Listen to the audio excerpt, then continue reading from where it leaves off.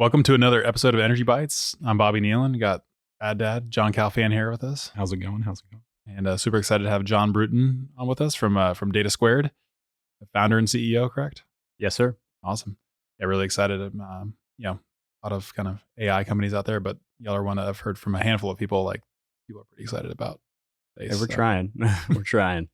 No, having seen a little bit, I'm definitely excited to dive in on some stuff you guys are doing, but also what you've seen throughout your career too, because you got a lot of experience. So yeah, for sure. Yeah, this will be a fun one. You've got your background at Chevron and then everything since, which is, I think a lot of people are very interested in all the AI stuff, obviously, but specifically from people that understand the energy space is nice little icing on that.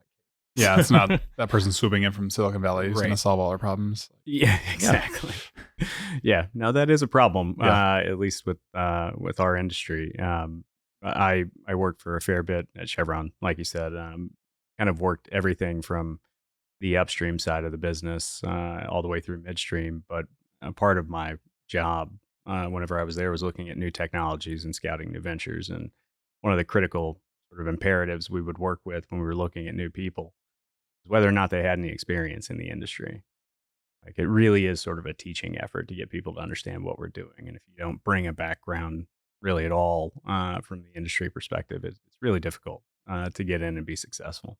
Yeah. I mean, you bring someone in and they think that when you talk about natural gas, that you're talking about gasoline. That's a problem, right? Yeah, it's a big problem. Yeah, no, you do have all the to oil's have, just, it's in a big pool underneath the earth. You That's suck it right. up with a No straw, big right? deal. That's my favorite. Daniel Day-Lewis said, Yeah. put a straw over here. Yeah, absolutely. No, I think that's something we've talked about a lot is just, is it easier to teach someone technology domain or energy domain if you're trying to bridge the two, right? Is it better to hire someone that knows the tech a lot and then try and teach them the oil field side or the energy side? Or is it easier to take someone who has the domain in that space and then teach them some additional things on the data side? And I typically fall into the latter of those, and that the SME is a lot easier to train up on the technology side, generally speaking, of course. But I would tend to agree. It is a lot easier to teach an oil field professional, especially from an engineering background. Mhm. Today's engineers, they code, they do all kinds of things. So they understand the digital domain really well. But it's much easier to take an engineer who has domain experience and then personalize that experience to the technology, I think, personally. well, that's the thing. I've always loved coding because it's very logical, and like engineers were logical to a fault Yes. a lot of times. And so teaching us coding logic is very straightforward, generally speaking. Well, especially now that you have more approachable languages Yes. too. Like, I'd say probably R and Python and even SQL are, kind of in a lot of engineers' tool belts now. And like, they're much more approachable languages. Whereas like, there probably weren't a ton of petroleum engineers jumping in and like, ooh, I'm going to write some Java Yeah. or C++. But I mean, like, I probably VBA was the precursor to say Python and those things. But I remember in college doing derivatives in VBA as in one of my classes and being like, this is really stupid. Why will I ever use this? But yeah, no, it's funny to see how that's kind of come full circle. I'll jump in with our tech story for the day, but there's a article from talking about MIT's robot learning breakthrough. It says MIT researchers have developed a novel training method for robots inspired by large language models, combining diverse data sources to enhance learning and adaptability. And some of the key applications they list include robot actions, so using language models to interpret human commands and generate appropriate robot movements, employing vision models to enhance robots' understanding of its environment, training generative models to map human instructions, and utilizing a generative design process to create more efficient and innovative robot structures.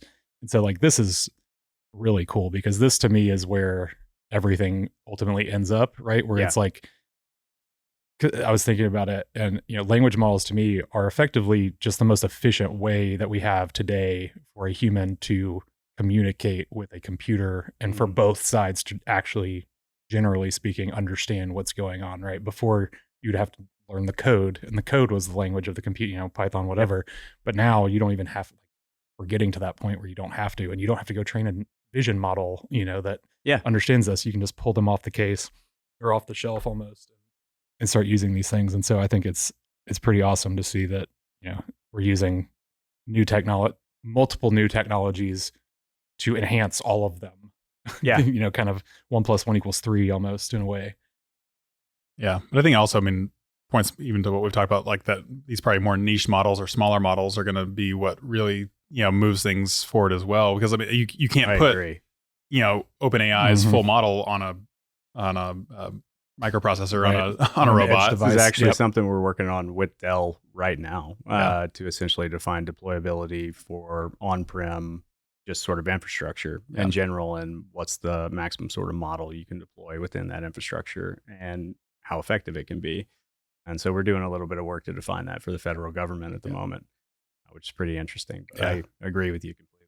Yeah, because even like, again, something like this, whether it's a robot for a certain purpose, like it doesn't need to know all of this stuff. Correct. But if, again, say in oil and gas, I've seen like, people using like the Boston Dynamics dogs and they want to do like tank inspections and stuff like that. But like you can just feed it the necessary information for that, and it's going to be much more effective too, because it's not going to have all that noise and just more things to hallucinate on. So yeah, no, I agree with you. I'm very glad we're not trying to boil the ocean like Perplexity or ChatGPT or foundational model companies at DW, because one, it's a lot easier to have better answers when you have a smaller data set that's focused on things.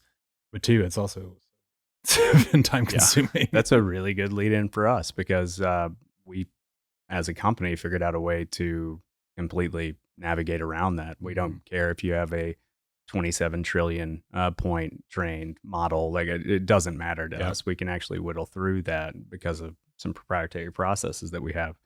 And like we can essentially create hallucination-free outcomes regardless of how large a model is or how broad it is. So we can take the ocean and we can distill it down to its constituent parts associated to the problem that we're trying to solve, and really narrow down the training corpus itself to the thing that we're trying to solve for. It's kind of one of our pieces of the secret sauce, the puzzle that DataSqured tried to solve. Sweet. No, I think it's a fascinating problem, because the two trends in LLMs are either bigger, more feature rich, right, or smaller. We're going to run this on your local your phone, or your laptop. Yep. Raspberry Pi. I was going to say, who knows? We might even get to being able to do this in browser at some point, but there's no reason you can't. Yeah, it's going to be. I mean, they could tap into the GPU, right? So yeah, no, it's going to be very interesting to see. But to your point, I do agree that for the kind of enterprise business use cases, it ultimately people are going to look at trying to get the smallest, most efficient answer or models, which lead to the best, most efficient answers, because paying for all this compute is not cheap most of the time. No, it's not cheap, and it's really, from an infrastructure perspective, doesn't scale very well whenever you start to try to plan out exactly how you're going to unnecessary. Do this. Yeah, 100%. Yeah, that's it. There's a lot of unnecessary components and costs associated to trying to do it, at least within the way that we understand it today. It's one thing to store all that data on like some S3 buckets that are $23 per terabyte. I mean, that's a little more. You can even argue about that. Do we need all that, or how you store it? But but then the compute has always been the most expensive part, whether you're using Snowflake or whatever else. And I think training LLMs and even serving them it's no secret now that that's probably one of the most compute heavy things we have in the world, if not the most. And you've got Google and Microsoft and everyone buying nuclear reactors or or data centers offset of nuclear reactors for that reason, because they know that they can't. It's not sustainable, even from an energy standpoint. I'm waiting for the Bitcoin mining operations that are tied into natural gas to change to just sort of a data center approach for where are our stranded gas assets in the fields? How can we hook up to them? And then how can we power data centers associated to those fields? Like that is absolutely going to happen. And now with things like Starlink, I mean, you can do it more remote, and you can have IO from there. Absolutely. You don't need the communications infrastructure even. So. Yeah, no, I definitely see that as another big coming trend, or it's already happening, kind of underway. But the Permian has all this associated gas, and they're basically 100% negative. Right, they're getting nothing for it, and so it's just sitting there. Instead of moving the energy to the source of the load, they're going to move the load to the source of the energy, because it's the most efficient way to do that. Well, and now with the IRA, I mean, again, because whatever you think of it, burning, burning the natural gas is okay. Flaring it is not okay. Burning it for purpose is fine. So I mean, people are going to say, hey, how can I at least monetize this in some way, or at least, not have to pay a penalty, which is in fact monetizing it. Yeah. I did love, though, reading the news a couple of weeks ago and seeing that Microsoft is like buying 3 Mile Island, so they can now set up their own data centers powered by nuclear power, which is crazy, but makes so much sense. Yeah, like, it really does. And I've said it too. I think I've talked to Chuck about it here, and I've seen it this morning in one of our. If big tech is what it takes to get more nuclear built, I'm here for it. Yeah. I mean, 100%. Again, and I know Colin have been big on that energy companies are going to become tech companies and vice versa. Mm-hmm. Yeah, there's a convergence for sure. It seems like. There has to be. I mean, just sort of the way that we did business in the past, the fusion of these two industries really starts to change the dynamics and cost efficiency hurdles associated to sort of maintaining these very large, diverse, like disparate portfolios. Yeah. And the more you can do to centralize how you think about these things and connect sort of technology at scale, which is a lot of what I sort of tried to do at Chevron in a variety of different places, is the key to sort of growth, I think, in a really fiscally sound and smart way. Let's get into what you guys do. Okay. Yeah. I'm the AI guy, so yeah, itching for it. So no tell worries. Us a little bit about what you guys do. Cool. I'll give you just a quick background of the company. We're really young. So I founded the company. I was living in Sydney, Australia. I'll get quickly to why I was living in Sydney, Australia, but founded the company in Sydney in March of 2023.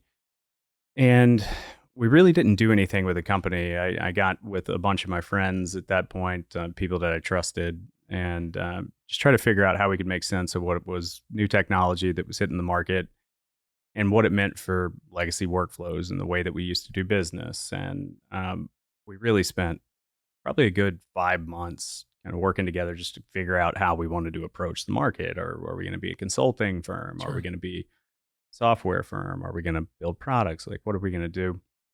And it wasn't until July 2023 that we all flew to Vegas, got there, locked ourselves in some suite in the Mirage, and tried to figure it out. And at that point, we had done enough testing with LLMs and some of the other things that were in place to define, how well these things worked, how well they understood the domains, like could they scale to sort of broad domain ontology awareness sort of levels. And these things worked really well, but we figured out that they worked much better if you could feed them data in the form of context in a really interesting way. So our CTO, Jeff Dalgleish, started a company called Mana after he left Chevron. We worked at Chevron for 10 years together. And they worked on knowledge graph data models. So they wanted to build an oil and gas, like sort of broad data model that could be applied for product development in a lot of different places. Really big ask. Young company, LLMs weren't there. They raised $76 million. They did a ton of work. They worked with every company, but the how to operationalize it didn't exist yet. Yeah. It took a lot of programming and a lot of intent. And so we sort of took that sort of mindset and said, what if we start feeding the outputs of the knowledge graph data models into the LLMs as context when we start to see this, because you can essentially create a transparency roadmap between how data is connected and why it's connected in the form of that data model. And we found out pretty quick that it worked really, really well. And the efficacy rates on the returns that we were getting from systems that are broadly commercial and open now were significantly better, not just sort of marginally better, significantly better when we paired these two things together. So in July, we got together, we figured this out, and we said, all right, we're going to build a platform. We're going to build products. Shortly after that, we got into an accelerator program with the DoD.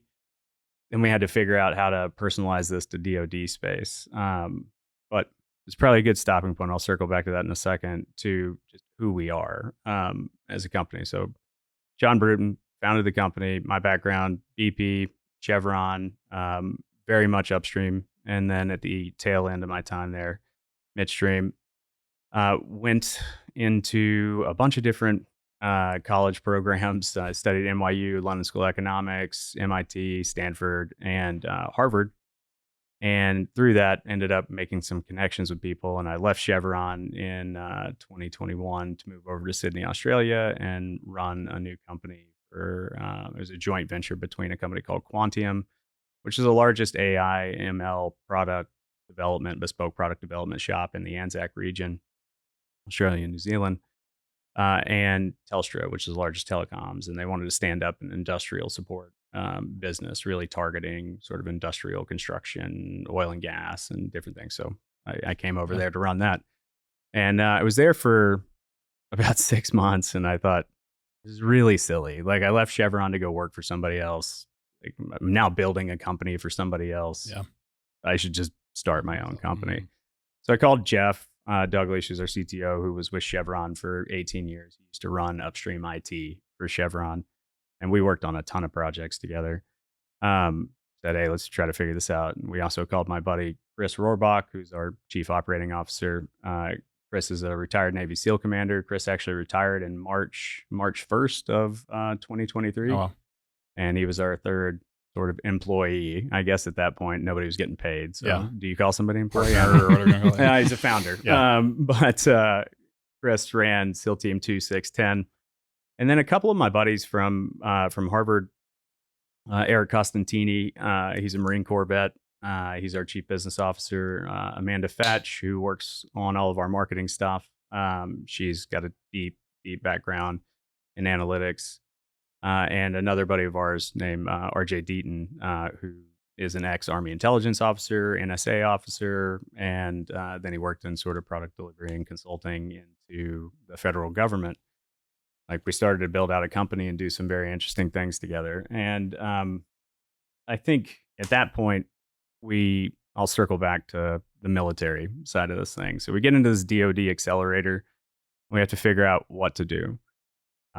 We'd only worked on abandonment use cases at this point, and the DoD doesn't necessarily care about abandoning wells. And so, like, we had to figure out something that would personalize to the space. So we called one of our buddies who is really close with a professor that does all the NSA, CIA, FBI analyst training programs before they like roll into their roles, and got his use case that he does as a capstone project.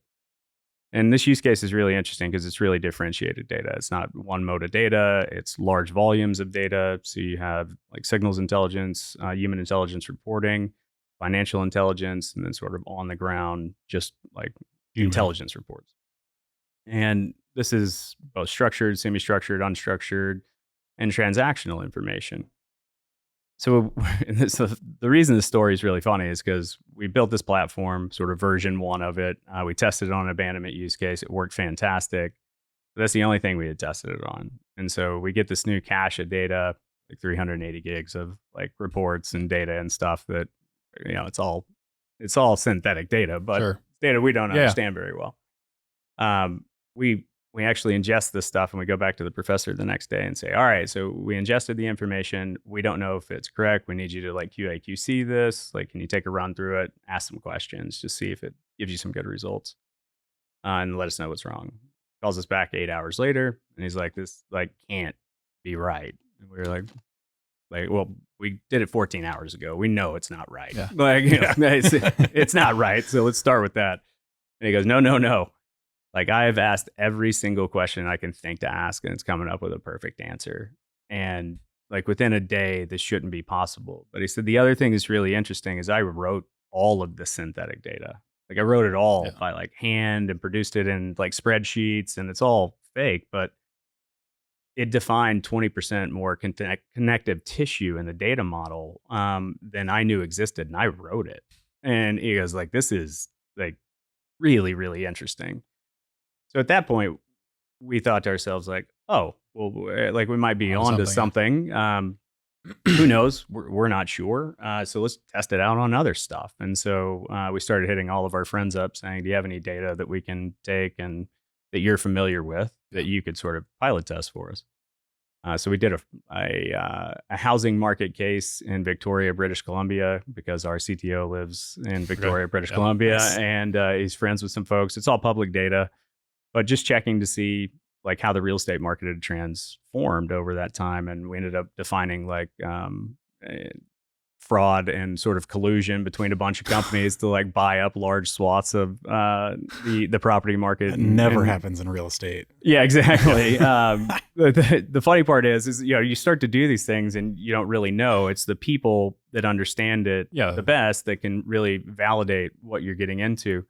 So everything we tested against and the people we tested it with kept coming back and going like, this is insane. Like, you shouldn't be able to do this. And so that's when we knew we were kind of onto something. But it's a good thing to sort of circle back. Like, there's 3 real common themes in our company with the founder group and the employees that we have. We're really energy experts, just to kind of get back to the sort of topic at hand. But we're also a bunch of military vets that served in really interesting capacities. Eric was like a attaché for generals and has like an insanely high security clearance. Chris was a Navy SEAL team commander, SEAL Team 2, 6, 10 over years. So he's got an insane clearance and view of things. And RJ, an Army intelligence officer and NSA officer, same thing. I was an honor guardsman in the military. And so we all have these really weird clearances and experiences that sort of bond us around that domain. Jeff, myself, Eric, Amanda, we've all worked in energy, and we had really diverse and interesting careers that didn't follow like a typical career path. Even though I was a drilling engineer and a wells person, the majority of my career, I worked on everything almost but that stuff. And Jeff, the same, sort of across upstream. And Eric brings a mining background. We have some utilities background as well. And then the other stuff is we just studied at some really interesting places. So most of my school was sort of like sponsored by Chevron. They were like, go to this thing, go to that thing, go to this thing.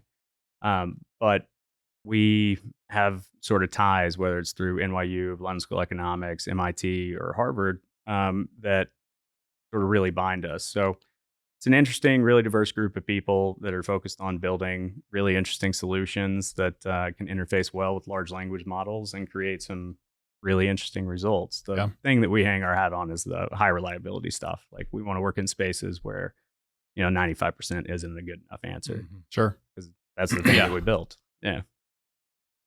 So is this kind of like a RAG type in architecture as far as you're using? Yeah. So external data. Think of it almost, so there's RAG, there's GraphRAG. And what we do is sort of like Barry Bonds level, like human growth hormone RAG, Barry Bonds 73 homer season. Our stuff is a really advanced form of GraphRAG that is slightly different. And some of the things that we have from a patent perspective are the reasons why it's slightly different. The efficacy rates on traditional RAG applications range anywhere from 30 to 50%. If you have a graph interface with it from a GraphRAG perspective, you can get anywhere from 50 to 70%. Our stuff has a zero hallucination basis and is roughly 99% accurate. The only thing it really trips up on is function calls for like mathematical operations, which is an interesting problem to solve from an engineering perspective. But it's not an insurmountable problem. And so that's really defining how you can partner with folks that can help you sort of build these libraries out so you can call them effectively. So I think that's the coolest part about where we're at in this stuff today, is that it's the worst it's going to be. Right. And so it's like, and you can clearly see like, okay, this is a universal problem. Or someone will figure this out. Right. Are working on this. This will either come out open source or this will be in a foundational model soon enough. So So you brought up graphs a lot, let's say in the last, can you maybe talk about that original, like you were talking about mana and like the knowledge graph. You can talk about that, but then maybe also how maybe that funnels into this. And I mean, correct me if I'm wrong, and you can say as much or little as you want. Like, I think you guys are using like Neo4j for some of this as well. And we can talk about what a graph database is. So I mean, we didn't really dived or whatever the hell the word is into any of that. So I mean, I want to go into that topic. Yeah, high level. What is a graph? Look, it's really just a data model. At the end of the day, you have entities and evidence. They are called nodes and edges within the data model. And you have these things that you can store information in, and you can store the connection of any one of these pieces of information to another one. And that's represented in the edge connections in the data model. And that was really Mana's goals. They wanted to build out a very, very large and effective. And now I'm putting words in Mana's mouth. I'm sure somebody will listen to this and be like, that's not exactly what we were doing. But a really large and effective data model that incorporated almost a holistic domain ontology and just sort of the way things are connected holistically in the industry. You know, like, what does a production facility look like? How is it connected to different parts? How is it connected to external, components? Like, all of these things is really what they were working on. And think of it from a data model perspective, like building an environment or a network. The way that I like to explain it to people is we try to build networks around problems that we'd like to solve. And one of those problems I'll get into is produced water management. So produced water management, especially in places like the Permian, is a really large thing to manage to, from. It can water down your economics. It can cause you to shut in wells. There's all these LPO things that happen as part of this whole distributed network. But that problem is a network. It really is, and it's definable. And so where Mana was trying to sort of boil the industry ocean, like, we're taking a completely different approach to, let's define a problem space that we want to interact with, and then define the network associated with that problem space. That's a lot more manageable way to sort of try to solve problems. So with produced water management, if we can map all the inputs and the outputs of the system, we can essentially, if we internalize the data correctly, tell how things are connected, why they're connected, and the value of those connections from a system perspective. And if you can define that, you can start to model within that network. And that's really, really interesting, because it gives you an opportunity to start to lever different pieces of the network to see what effect it has, both upstream and downstream of that network, and how that can affect your economics. So really, think of it from a data model perspective. It's not a relational database. It's not a typical SQL database or anything like that, but it's the exact same information represented slightly differently in a graphical construct. It's still a relationship diagram. It's kind of like an ERD, right? Like, to an extent. Yeah. But, I mean, I looked at Neo4j when John and I worked together at Reservoir Data Systems, and we were working on the web app, and I was looking at every different type of database, time series database, and at that time Redshift, or even just timescale DB on Postgres and all these things. But that did come up. The graph database came up at the same time, but it didn't seem like it worked necessarily for our purposes. Very targeted time series approach, but it was interesting to look at and explore for a few days too, and just think about the possibilities. Oh yeah. I mean, really, I think probably the easiest way for people to think about this is, say, a social network, right? It is, yeah. I mean, I'm related to John, and you're related to me, so now you guys are related, and then the hows 6 degrees of separation. Yep. Yeah, that's it completely. And it's really funny. Facebook runs a graph interface in the background so that they can tell how people are connected. LinkedIn does the same thing. LinkedIn's got an amazing sort of graph database model that they apply to things. And you'll see representations of that in natural language when you log on to LinkedIn, and it says you're a third order connection to somebody. Yeah. Well, it's how do you define that? Well, the connective tissue that you just described, right? Yep. The fun part is how and why you're connected, and being able to ascertain that. And this is where large language models start to interface with these data models and create some really interesting results. Yeah, I can see that for sure. Just because when it has that context connected, formally defined, right? Yeah. It doesn't have to decipher it or make it up, right? It can actually say, I know these 5 things are true, and then with that knowledge in and of itself, that triangulate probably a lot easier. Right. Yeah, and Neo4j is a great partner. They're really hooked up with the federal government, which is another place that we play. And they're also, they've just executed a bunch of partnerships with all the hyperscalers, but they're a company that's on the rise and doing pretty interesting stuff, at least in terms of introducing knowledge graphs to the industry. And they actually have, they have a UI associated with it that's pretty powerful too, right? Yeah, NeoDash is a cool front end you can play with. You can actually start to mock up your own sort of, it's called product interfaces, if you'd like, through that. It's really agile and really easy to use. And one of the things that we're trying to do, whenever you code or interrogate in Neo4j, you do it through a language called Cypher. And Cypher is intuitive, but not intuitive. It's sort of another thing that you have to learn. One of the things that we really try to solve for them is being able to query the elements of the graph in natural language. And so we built sort of an interface where you can just type something in natural language. I'd like to see this or that. Okay. And it will essentially write the Cypher statements to it and pull the information out. Oh, sweet. Byproduct of that. So trying to make things as easy as possible to integrate these things. Now it's yet another API to manage. Yeah. No, that's it. What, okay, so we've got the graph part, and then there's still an element of RAG to this, right? So you're retrieving information from the provided source docs, whatever they may be.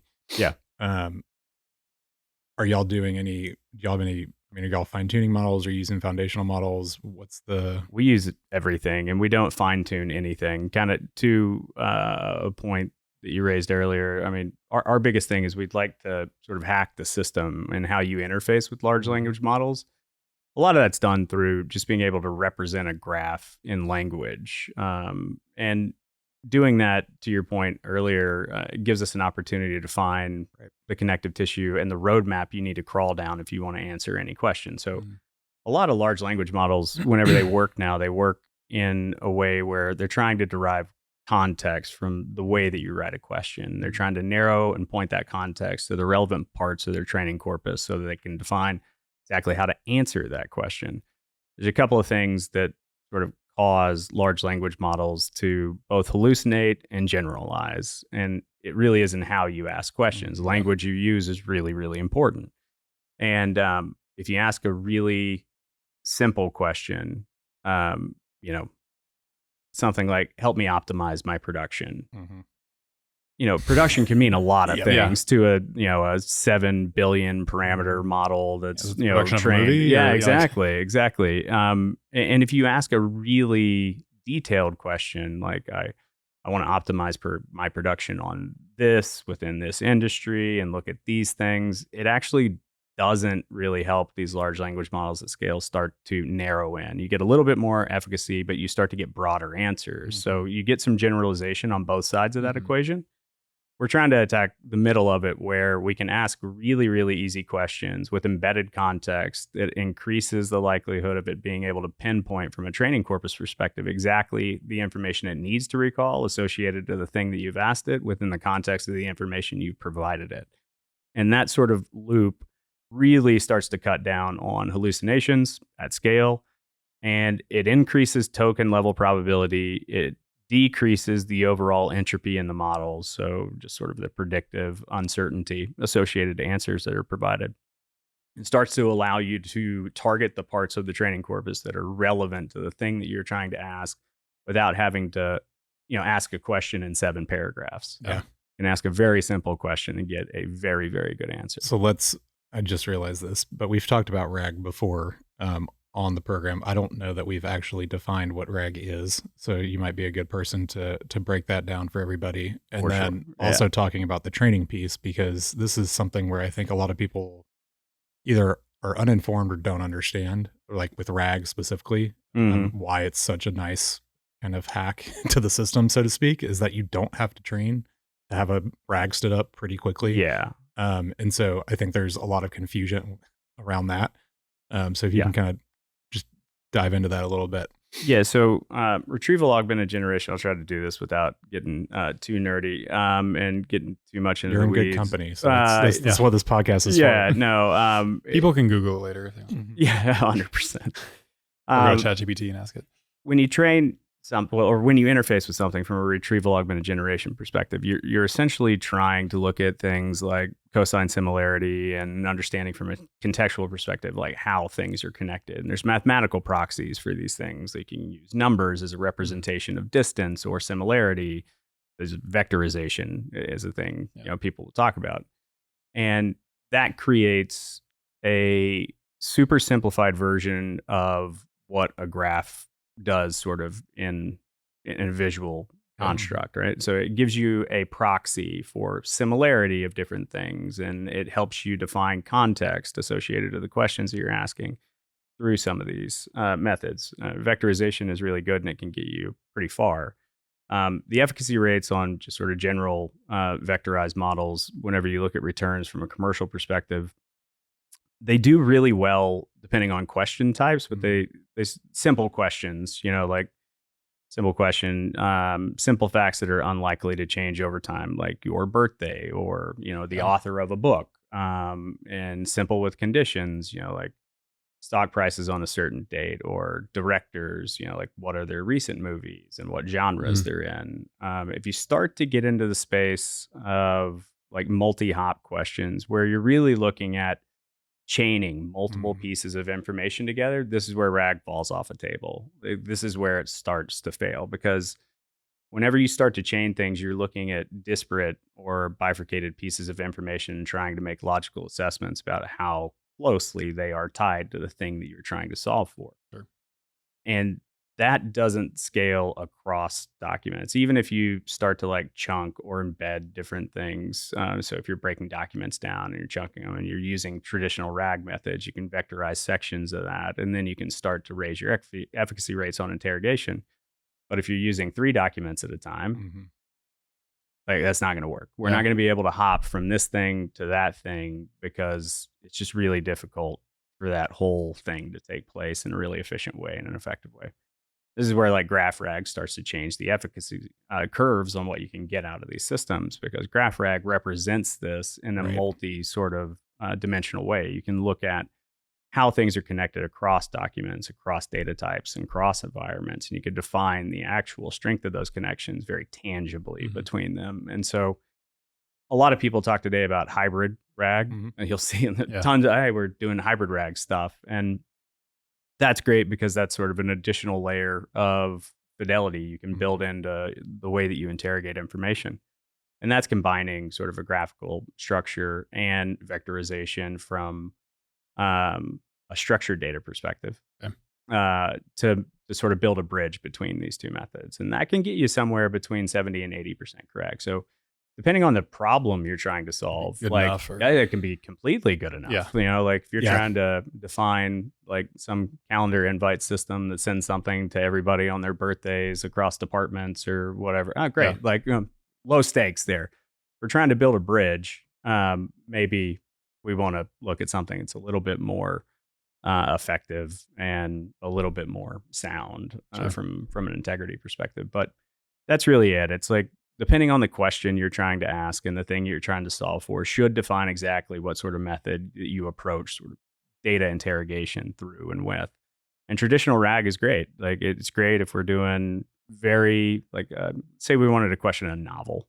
Novels. HR is one of the ones that we're seeing a lot of. Yeah, right. It's people is a big thing, corporate policy. Yeah, right? Just like all the HR all the stuff, documents, right? And they don't change very often. Versioning is very basic and simple. Yeah, like that's such an easy one, right? And how many times, like how many thousands of emails a year get sent to the HR department asking the same 10 questions, right? And so things like that are such a low hanging fruit that a lot of we're seeing that a lot as well. And so it's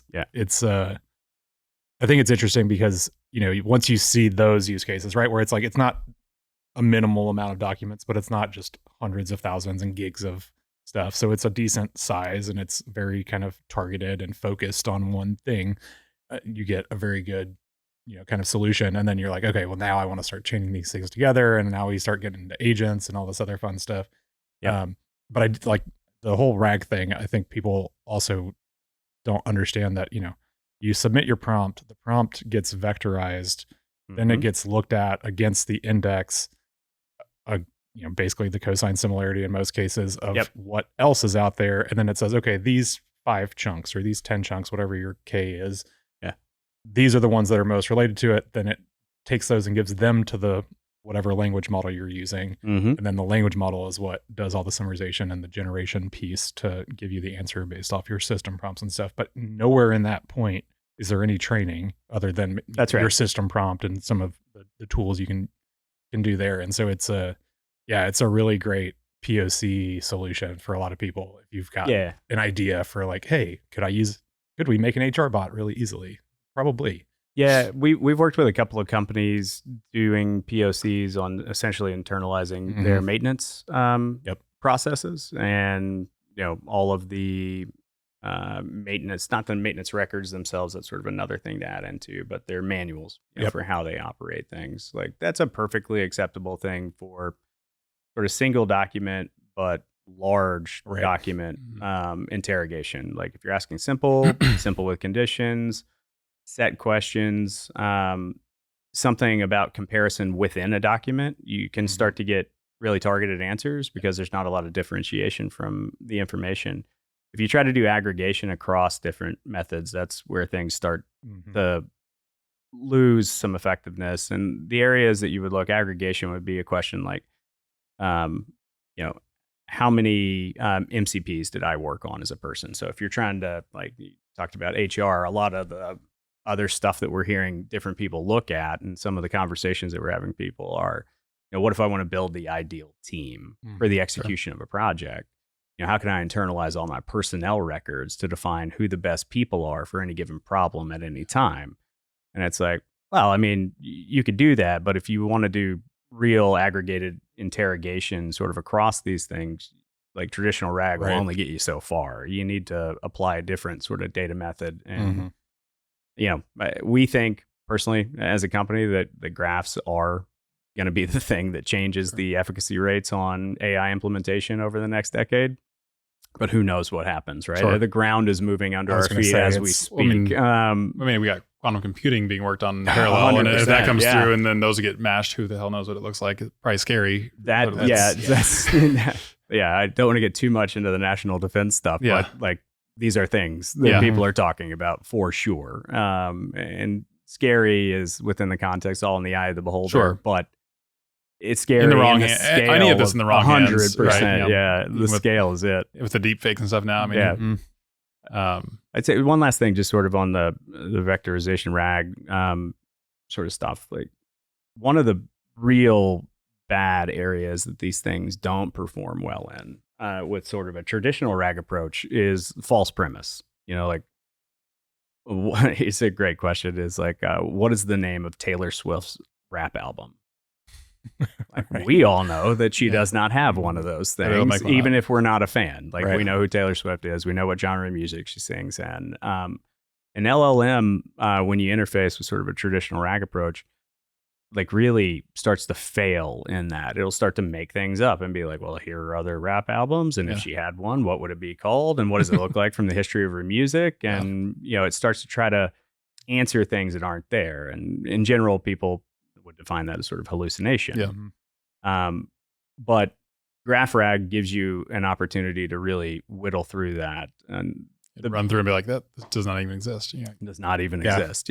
No, that's something that I love some of these low code like Flowwise or anything LLM. Some of these very simple low code tools for spinning up POCs just to see like, what does this look like? But the jump from that POC to a legit production version of that is so much bigger than I feel like most people understand. It's massive. Yeah. And so that's where like I feel like the tech community just screws itself so much, is that they make things look so easy, so magical almost, but in the back end. And then they're like, oh, well, if I can do that, then let's go deploy it. And then you start and you're like, oh shit, this is very different. That's exactly what happened with one of the companies that we did a POC with. They were like, we would like to internalize all of the operating manuals for the satellite system.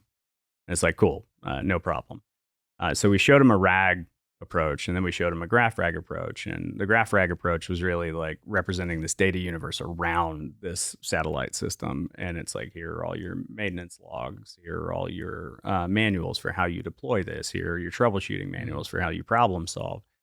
And the traditional RAG approach will get you to a point where you can question really effectively over a given document. But being able to take all of those things together and question with any rate of efficacy is a totally different thing. And then, that's where the project, exactly. That's where the project starts to really expand in complexity.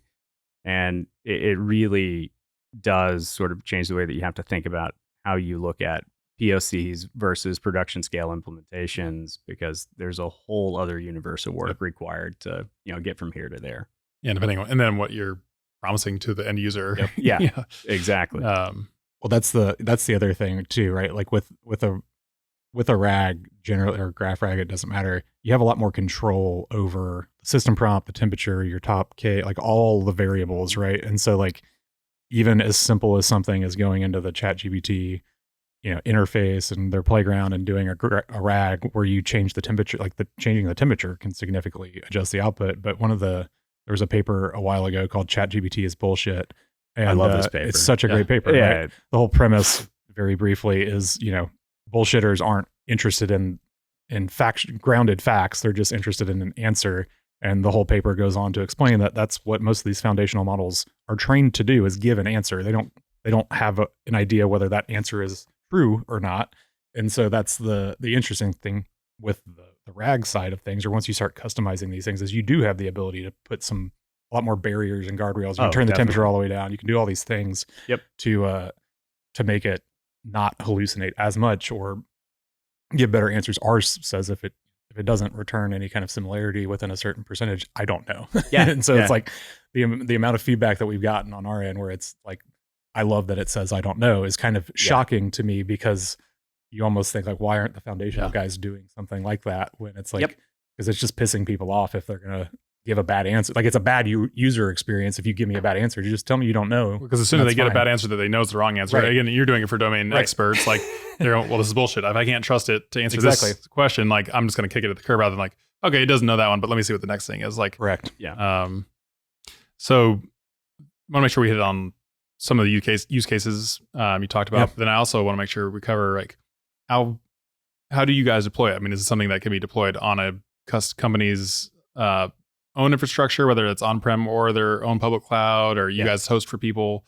And then I think the last part also you talked about before, but like, how do you got to get data into the models, right? So I know there's a lot to chew on there, but where did you want to start? We'll start with the use case. I want to make sure we cover that. Yeah. I mean, you talked about abandonment originally. It'd be interesting to talk about where it all started, right? Yeah, abandonment. So U.S., lower 48 mostly, there is about a $500 billion abandonment liability that's sitting out there with idle assets that were producing at one point in time and are no longer producing today. And I was a drilling engineer, and I did a lot of abandonment work. I wrote abandonment legislation for different places that we operated with the regulatory agencies, and abandonments are really hard to solve for a couple of reasons. One, these assets change hands over time. Our industry is inorganic in nature. So we essentially buy assets. We normalize the language around those assets to our local language. And this is less of a problem today, but you think about 50s, 60s, 70s, 80s, 90s, even into the early 2000s, this is a persistent problem where people would just call things different things. Right. And you'd lose records. You'd have all these fact-finding missions where you're deploying confusion blocks into wells to understand what the hell's going on downhole.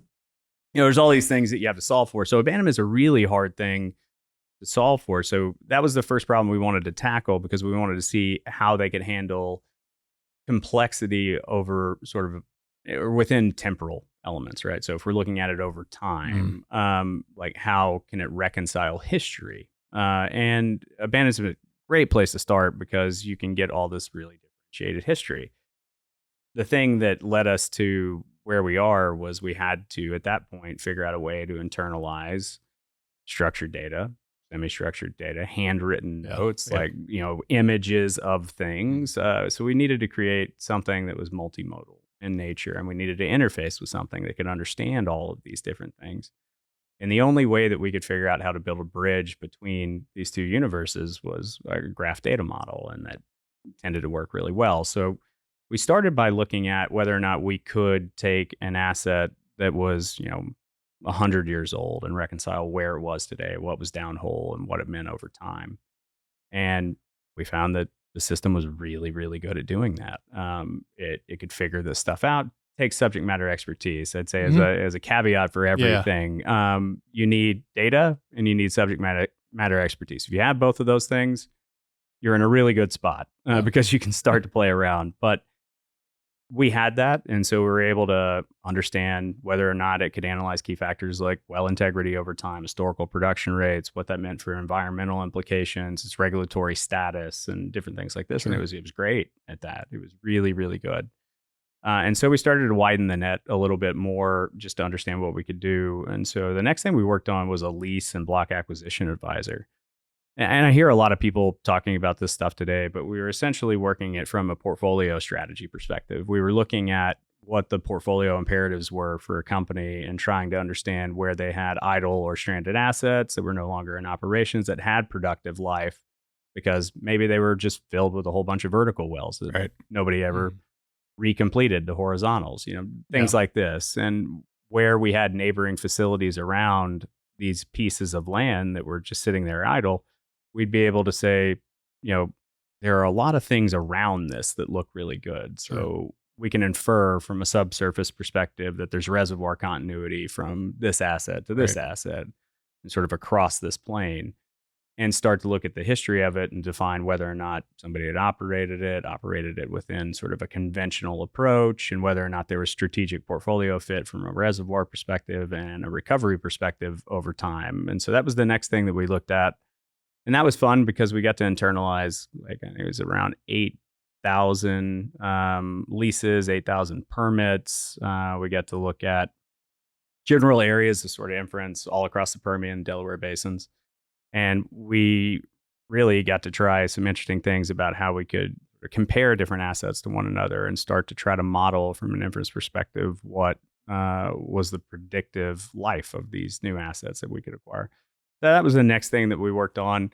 That led to a fairly logical question around how can we use this stuff to look at lost production opportunities or minimize them while we're trying to do development within a field, and what does that mean for our shut-in radius and what we're going to do. We're executing fracs and everything else. And so that started looking at average daily rates, volumes, fluids for these wells, what it meant for our surface facilities, what were the ullage rates on these things, how can we manage actually throughput to these assets in a more effective way, so that we could just operate the asset more effectively and predictably. So that led very logically to lease operated expense advisory. And so we started trying to build, agents that we could deploy for very specific means on, hey, we want to operate this lease. Primary goal, significantly reduce the lease operating expense across these assets and try to maximize our recovery. Cutting cost, increasing predictability, and increasing recovery as a byproduct of that. The next thing that we started to look into was well and completion design advisory. Just like the abandonment stuff, it's sort of reconciling the history of the assets around the thing that you want to develop and whether or not that's sort of fit for purpose for how you approach your completions methodology in general. And that looks really good from a way to use a broad base of information, things that are relatively fit to how you would like to operate these assets, and then optimize around different variables within the completions that have already been deployed and what that means for redesigning these things. One of the cool things somebody asked us is, you can take a deterministic approach to this. Like, this has worked in asset A, and we're in asset B right next door, and there's reservoir continuity, so it should work again. But what if we wanted to look at asset C, D, E, F, G, Z, Q, R, and their relationship to these fields and what their completion methodology was, and then create a composite completions methodology associated to how we can minimize the overall problems that we could have in completing these wells and maximize the recovery on these assets, to come up with a completely new approach to completing wells. And so that's kind of a cool thing to look at that we've done some POC work around. We've got some other stuff, but I think at scale, one of the things that we really try to focus people on is there's a lot of things that you can focus on. It doesn't mean you can do artificial life advisory, you can do production optimization advisory, all the things that we talked about.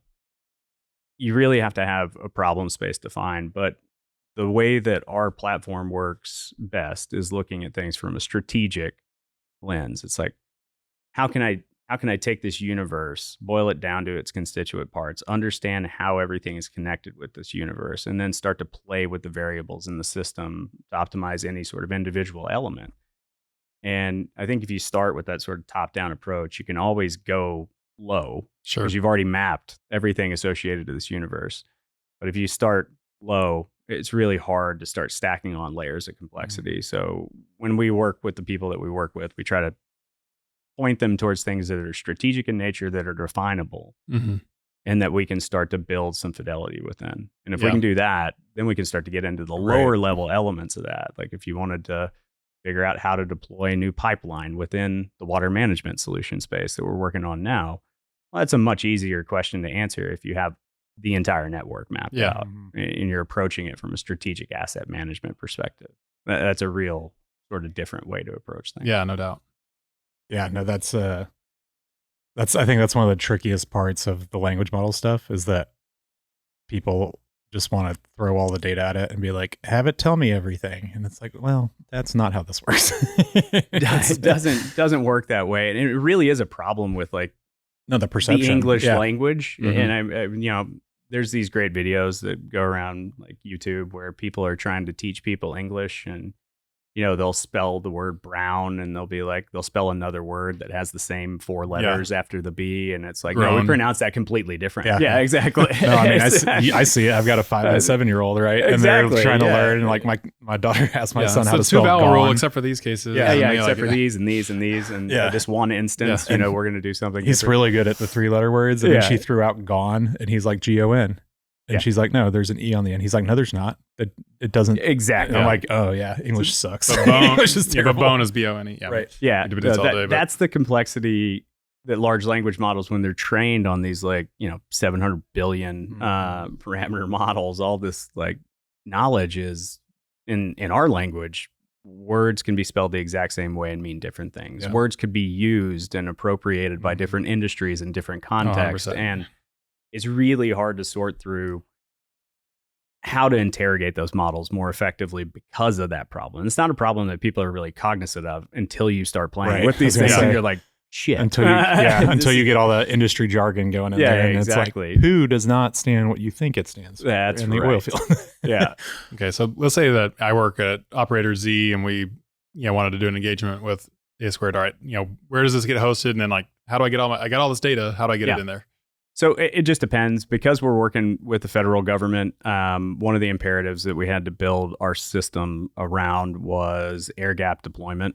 Deploying it into an environment that we can't see, touch, or interface with at all was really the way that we started to approach building what we built. And from a platform perspective, we're microservices architecture. We're hyperscaler agnostic. We don't care what your data is. We don't care what mode it's in. We don't care where it resides. It's insanely agile, just philosophically, because of the government coming in and saying, well, we really want to use it for CIA data, but 12 people can't see that. Exactly. And you go okay, we'll try to figure this out.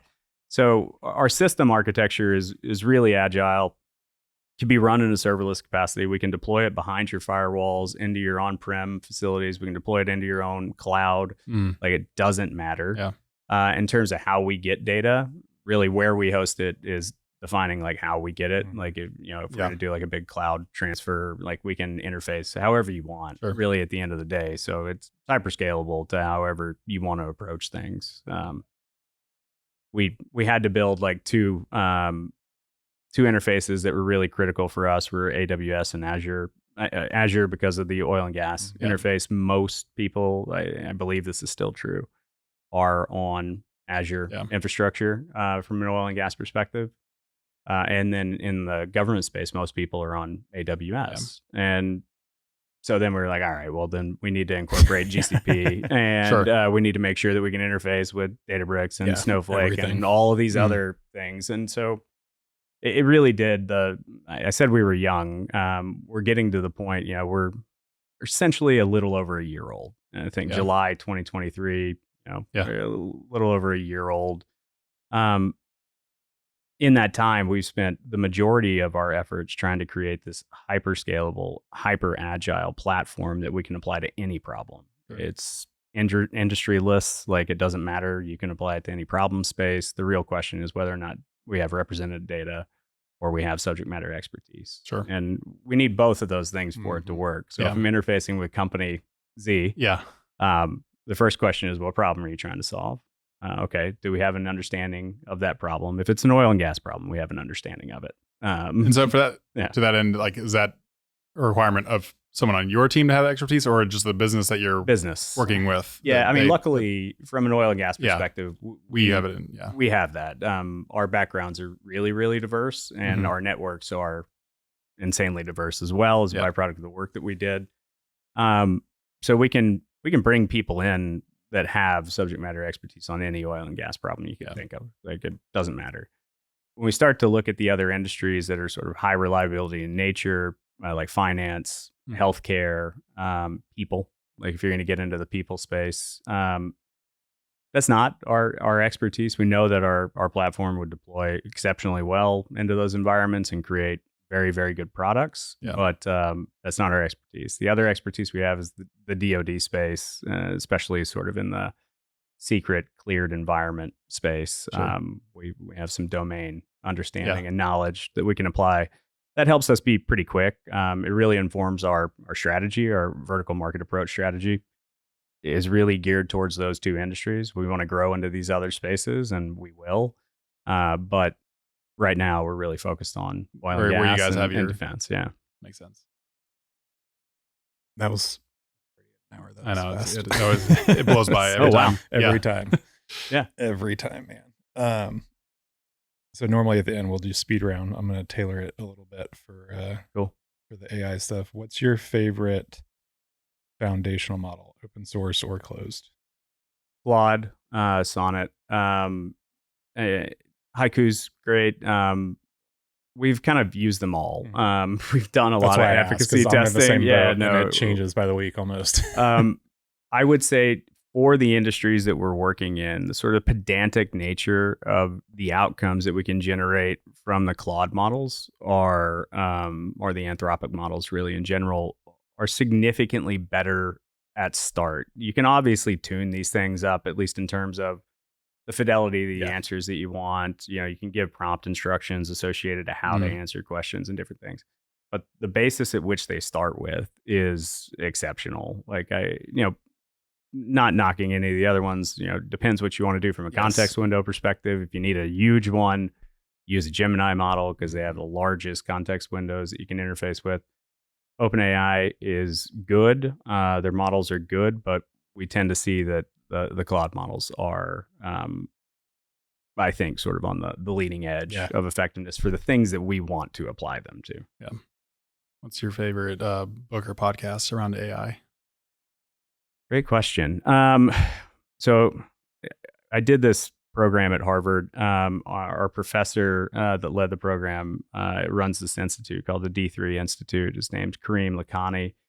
And Kareem wrote a book essentially called like the competition of AI. I'll screw the name up. But it was about the developing market in AI, how things are changing, and effectively how you can interface from a business perspective in the market. I'll get the exact name for you, but Kareem is a great guy. They do a lot of really cool research, and we met a lot of really cool people as a byproduct of our work there. So I think any of the books that they're producing, Ethan Mollick produced a book, and again, I'm just shit on titles, but Ethan Mollick's another professor that works at Penn University, and he worked with Kareem at BCG, and they both started up their AI institutes at both of the schools, Harvard and Penn. And are those good schools? I hear that they're okay. I don't know. Yeah. They let me in, so I'm not 100% sure. But no, anything that they produce, I'll read because they're sitting on the leading edge of all the research that's happening in these spaces. MIT, CSAIL, their computer science and AI lab, they do a lot of really good work. MIT Review, just in general, has a lot of good content. So that's where I go for content in general. And Ethan and Kareem's books they're out right now. Competing in the Age of AI. That's one. And I'll figure out what Ethan's latest book is. They are kind of the go-to, I think, sort of industry awareness books about how to play in these spaces, how the ground is shifting, what research is telling us about the future imperatives of the industry and how it's going to change. Cool. What's your favorite vector database? Milvus is the one. So we've used Mongo. We've done testing in a couple of different places, but I think Milvus seems to be the best. And the DoD application, actually, the overlap there is really important. There's a lot of contractors in the DoD using Milvus instances. So that tends to be the thing that I think helps us from just an operations perspective, the scale you can apply to it. Do they have a hosted and a open source version? I believe so. Right? Yeah, I believe so. Yeah, that's always for the win. having both instead of just one. I mean, our POC was on Pinecone, which is what it is, but we very quickly realized that was a terrible decision out of the gate for anything remotely production scalable. So we've now migrated over to Quadrant, but I'm in the same boat. That's why I ask. I'm just like, everyone has to make that decision of like, okay, well, which one do we use? And there's so much to it, and there's so many different tools out there, and there's damn near a new one every day, it seems like. So it's just, it's always fun to hear. You got to be able to design as agnostically as possible so you can port, but even those, the APIs are probably different. And so it's they definitely are. And managing the interface there, it's sort of a burden over time. That was the craziest part about the vector stuff early on, was there were like, most of them didn't have a GUI. Like it was just, oh, here's all the documentation, figure it out. Have fun. Yeah. I was like, oh, I don't like that. My developers don't care, but no, that's it's a good one. You got one more? Yeah, it's the most important question. So you're in the Pacific Northwest. When you come back to Houston, what's a restaurant you have to go to? Ooh. Oh, that's a great question. And then what's one people should go to? Okay, like well, I had lunch with a lot of my friends yesterday at a restaurant called Relish, which I like. It's sort of Southern comfort food, I guess is the best way to say it. But they have a fairly diverse menu. Relish is on Westheimer. Okay. It's right near Lamar High School. Okay. It's right over here by a place called State of Grace, so it's right up the road from there. I love Relish. Le Jardin at the Museum of Fine Arts.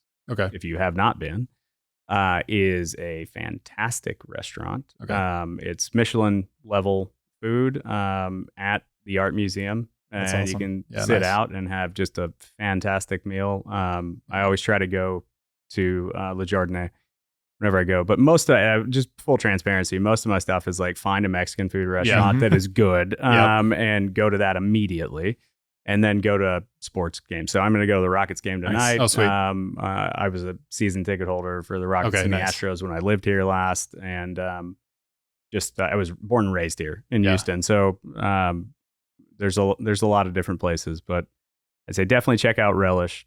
Definitely check out Le Jardin at the Museum of Fine Arts. Both of those restaurants are really, really fantastic. That's awesome. That's a hot take. I've never heard of the one at the Fine Arts Museum. That's a nice gym. Yeah, no. Yeah, I'm supposed to I love go that. into Hotel Zaza soon with my wife, so that'd be nice and close. It's very good. That's cool. Very good.